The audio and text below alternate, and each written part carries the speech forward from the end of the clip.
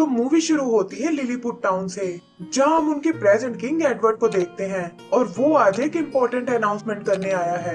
वो लोगों को बताता है कि गुलिवर को यहाँ से गए 40 साल हो चुके हैं और हमारी भविष्यवाणी के अनुसार आज वो हमसे मिलने दोबारा आने वाला है। वो उन्हें गुलिवर के पुराने किस्से याद दिलाता है कि कैसे उसने अपने साइज का फायदा उठाकर टाउन की बहुत सी प्रॉब्लम सॉल्व की थी और साथ ही उनके दुश्मन ब्लेफुस्को को भी अच्छा सबक सिखाया था। आगे एडवर्ड बताता है कि इस बार भी वो जायंट हमारी बहुत मदद करने वाला है और ये सुनकर वो सब खुशी से नाचने लगते हैं। उसके स्वागत के लिए वो बहुत सी तैयारियां करते हैं, जिसमें एक बड़े साइज का गेट भी शामिल है और जल्दी ही वहाँ लोगों की भीड़ लग जाती है।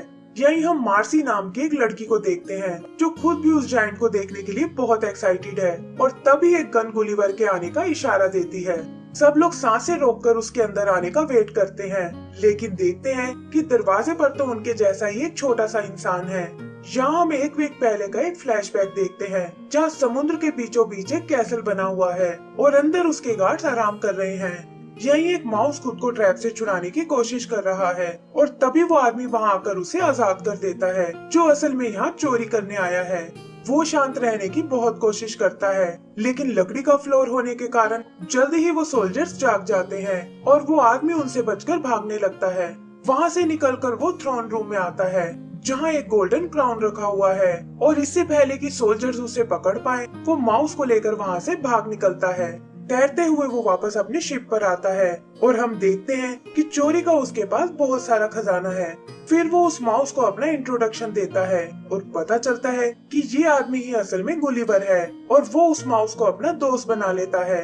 तभी उनसे मिलने एक मैसेंजर वहाँ आता है और बताता है कि तुम्हारे नाम लिलीपुट से एक मैसेज आया है और वो लोग तुमसे तुरंत मिलना चाहते हैं। गुलिवर भी अपने शिप को उसी ओर मोड़ देता है और यहाँ से हम सीधा प्रेजेंट टाइम में आ जाते हैं। किंग उसे देखकर बहुत हैरान होता है और पूछता है कि आखिर तुम कौन हो। इस पर गुलिवर कहता है कि आप ही लोगों ने तो मुझे यहाँ बुलाया है और मेरा ही नाम गुलिवर है। लेकिन किंग को उस पर बिल्कुल विश्वास नहीं होता, क्योंकि वो सब तो एक जायंट को एक्सपेक्ट कर रहे थे और पब्लिक भी ये देखकर निराश हो जाती है। गुलिवर उन्हें समझाने की बहुत कोशिश करता है, लेकिन किंग उसे एक बहरूपिया बताकर अरेस्ट कर लेता है। आगे हम उसे रॉयल कोर्ट में देखते हैं, जहाँ का जज भी वो सन की किंग है और वो गुलिवर पर आरोप लगाता है कि तुमने हमारे जायंट फ्रेंड को कहीं गायब कर दिया है और अब उसकी जगह लेने यहाँ आ पहुँचे हो। यही हम ब्लेफुस्को के दो स्पाइस को देखते हैं, जो छुपकर यहाँ की खबर लेने आए थे और देखते हैं कि वो जायंट असल में एक नॉर्मल इंसान है। गुलिवर अपने लिए एक वकील की डिमांड करता है, लेकिन देखता है कि वो रोल भी एडवर्ड ने ले लिया है और वो उसे मौत की सजा देते हैं। क्राउड में बैठी मार्सी को ये बात कुछ ठीक नहीं लगती और वो एक वकील का रूप लेकर गुलिवर की मदद करने आती है, लेकिन कहती है कि हमें इस आदमी को टाउन स्क्वायर में मारना चाहिए ताकि लोग इससे एक सबक ले सके। और किंग भी उसकी बात से एग्री हो जाता है। वो रात भर के लिए उसे जेल में डालने को बोलता है और सोल्जर्स उसके माउस को भी पकड़ लेते हैं। आगे का सीन ब्लेफुस्को कैसल का है, जहां हम उनके जनरल सीमो को देखते हैं और वो लिलीपुट पर कब्जा करने का प्लान बना रहा है। तभी उसके स्पाइस वहां आते हैं और बताते हैं कि उसे जायंट से डरने की कोई जरूरत नहीं है, क्योंकि वो भी उनकी तरह एक आम इंसान है। सीमो को ये सुनकर बहुत खुशी होती है और वो उन्हें किंग एडवर्ड तक एक मैसेज देने को कहता है कि लिलीपुट को उनके सामने सरेंडर करना होगा, वरना हम उन पर अटैक कर देंगे। इधर एडवर्ड गुलिवर से मिलने उसकी जेल में जाता है और बताता है कि आज रात वो जेलर के रोल में है और यहाँ उसका हालचाल पूछने आया है। गुलिवर समझ जाता है कि ये एक नंबर का बेवकूफ है और बातों ही बातों में उसे कैदी का रोल करने को कहता है और बताता है कि आपकी जेल में बहुत अच्छी फैसिलिटीज हैं। एडवर्ड उसकी चालाकी नहीं पकड़ पाता और उसे बाहर निकाल कर खुद अंदर चला जाता है। जेल की चाबी भी वो गुलिवर को दे देता है और कहता है कि ये एक्सपीरियंस मजेदार होने वाला है। भागते हुए गुलिवर की मुलाकात मार्सी से होती है और वो देखता है कि यही कोर्ट रूम में उसकी वकील बनकर आई थी। गुलिवर उस पर नाराज होने लगता है कि तुम तो मुझे पब्लिक के सामने मरवाना चाहती थी, लेकिन मार्सी उसे समझाती है कि किंग तुम्हें उसी दिन मारने वाला था और मैं तो तुम्हें भागने का एक मौका देना चाहती थी। गुलिवर उसकी और कोई मदद लेने से मना कर देता है, लेकिन देखता है कि कैसल से निकलने का कोई रास्ता नहीं है। तब मार्सी उसे एक सीक्रेट रास्ता दिखाती है और वो उससे होते हुए ऊपर टाउन में आ जाते हैं उधर सोल्जर्स के समझाने पर किंग को अपनी गलती का एहसास होता है और वो उनसे जल्दी गुलिवर को पकड़ने को बोलता है। लेकिन मार्सी और गुलिवर बचते हुए टाउन से बाहर निकल जाते हैं। वहाँ मार्सी उसके आगे का प्लान पूछती है और गुलिवर बताता है कि उसे यहाँ एक खास आदमी से मिलना है। मार्सी समझ जाती है कि वो अपने दोस्त फ्रीलोक की बात कर रहा है और बताती है कि लोग तुम्हारी दोस्ती के बारे में सब जानते हैं। फिर वो दोनों फ्रीलोक के पास जाने लगते हैं और गुलिवर नोटिस करता है कि यहाँ सब कुछ बहुत बदल गया है। रात को वो एक जगह कैंप लगाते हैं और मार्सी बताती है कि आग लगाने का कोई फायदा नहीं है क्योंकि जल्दी ही यहाँ स्नोफॉल होने वाला है। गुलिवर ये सुनकर हंसने लगता है कि भला समर में स्नोफॉल कैसे हो सकती है और उसे इग्नोर करके वो सोने चला जाता है। सुबह वो देखता है कि हर तरफ स्नो फैली हुई है और तब मार्सी उसे इसका राज बताती है कि कैसे किंग टाइम को तेजी से गुजारना चाहता था और इसके लिए उसने एक मैजिकल ऑर्डर का सहारा लिया और किंग होने के नाते नेचर भी उसके अगेंस्ट नहीं जा पाया। तब से हर हफ्ते लिलीपुट में एक ऐसा दिन आता है जो कि पूरे 1 साल के बराबर होता है और इस दिन वो लोग सभी मौसम का मजा लेते हैं और इसे ईयर डे के नाम से बुलाते हैं। इस पर गुलिवर पूछता है कि आखिर किंग टाइम की स्पीड को क्यों बढ़ाना चाहता था और मार्सी इसका जिम्मेदार गुलिवर को ही बताती है क्योंकि उसने 40 साल बाद आने का वादा किया था।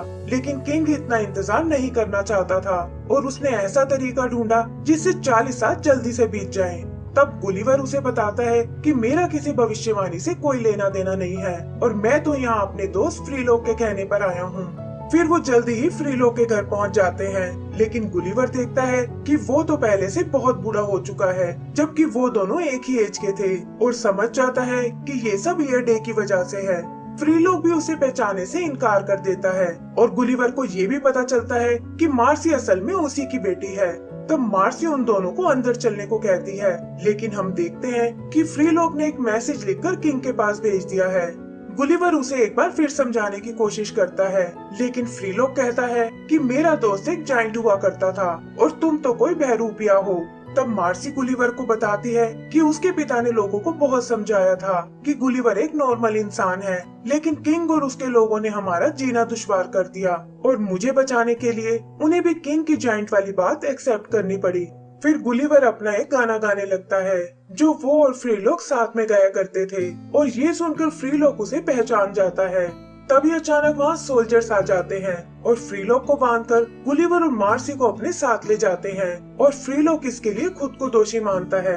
वहाँ किंग उन दोनों को एग्जीक्यूट करने का ऑर्डर देता है और वो देखते हैं कि जल्लाद का रोल भी वही करने वाला है, लेकिन उस नकाब में उसे कुछ नजर नहीं आता और वो हवा में इधर उधर कुल्हाड़ी चलाने लगता है।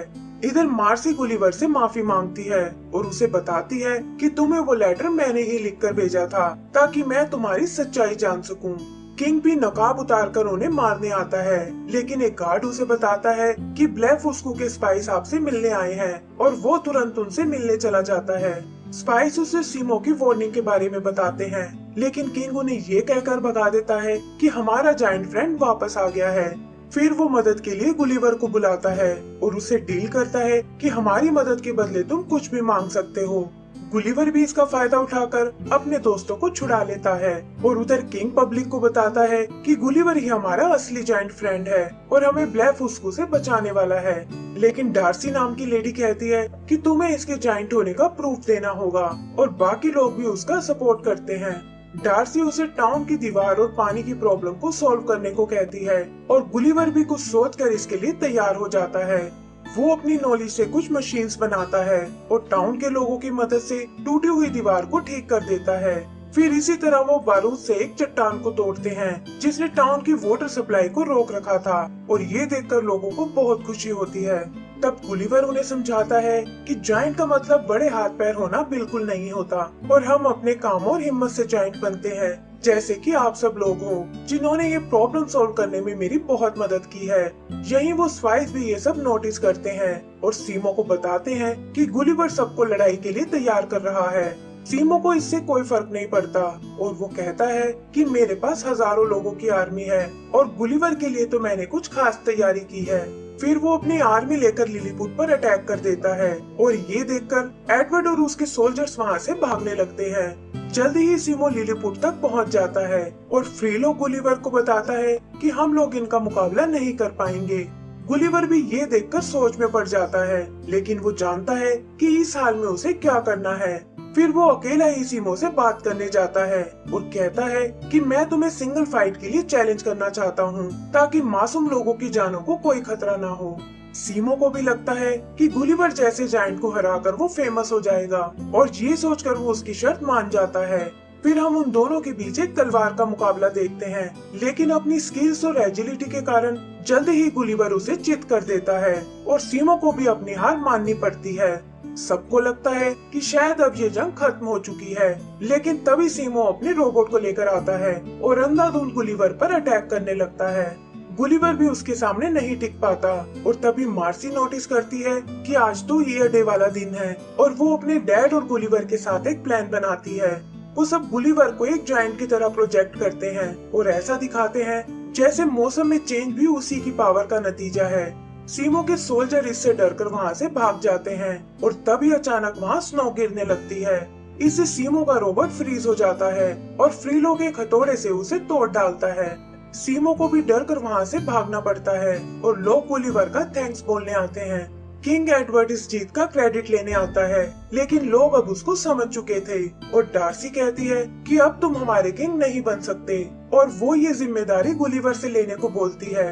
गुलिवर इस ट्रस्ट के लिए उनका थैंक्स बोलता है, लेकिन कहता है कि मुझसे अच्छा किंग फ्रीलोक बन सकता है, और वो भी इस पोजीशन को एक्सेप्ट कर लेता है।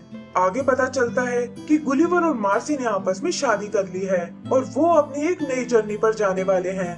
फ्रीलोक और बाकी लोग उन्हें अलविदा बोलने आते हैं, और गुलिवर प्रॉमिस करता है कि दोबारा वो उनसे मिलने जल्दी ही आएगा। एंड सीन में हम उन्हें अपनी जर्नी पर आगे बढ़ते हुए देखते हैं, और इसी के साथ हमारी ये मूवी खत्म हो जाती है।